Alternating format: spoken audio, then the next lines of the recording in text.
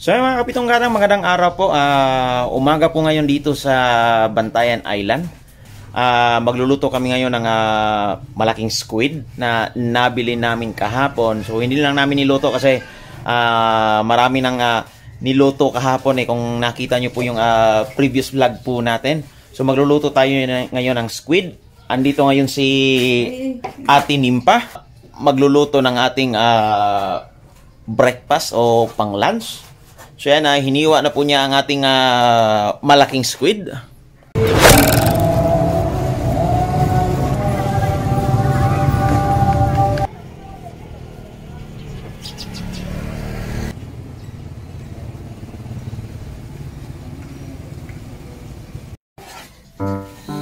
Half nito, gawin nating adobo. So yan guys, gagawin nating adobo. Yung half po is calamares. Yan. So yung nabili natin to guys, nasa 1.5 kilos ang magluluto. Hey!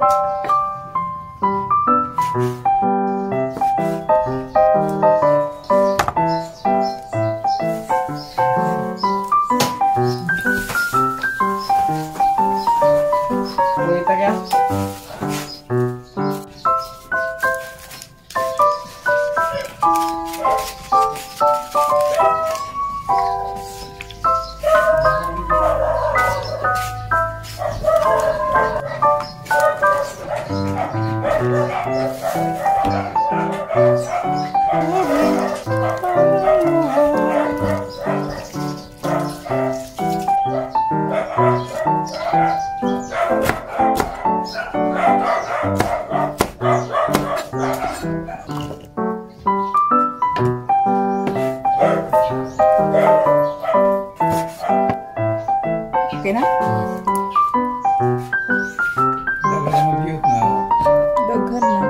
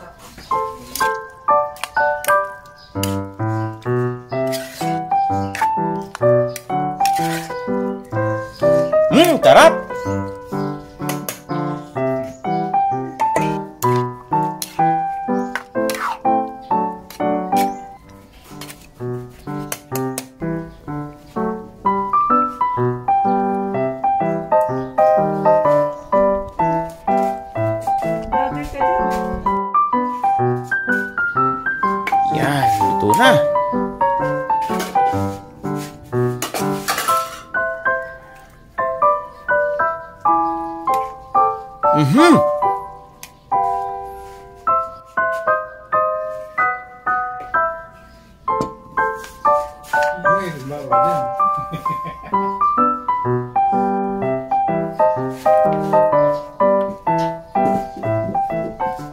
Ito na po ang ating dalawang recipe ng malaking squid.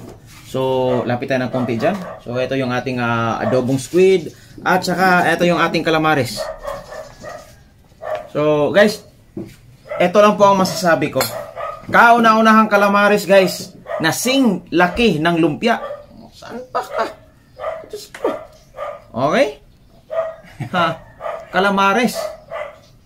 Sing laki ng lumpia. Ang sarap, guys. Pwede pala tayong makapagluto ng mga ganito kalaki eh.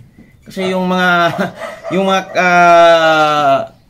usual na calamares na kinakain kasi natin, especially sa mga restaurant, commercial na eh.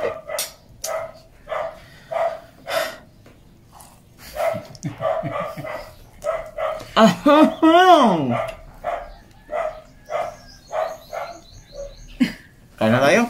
Thank you!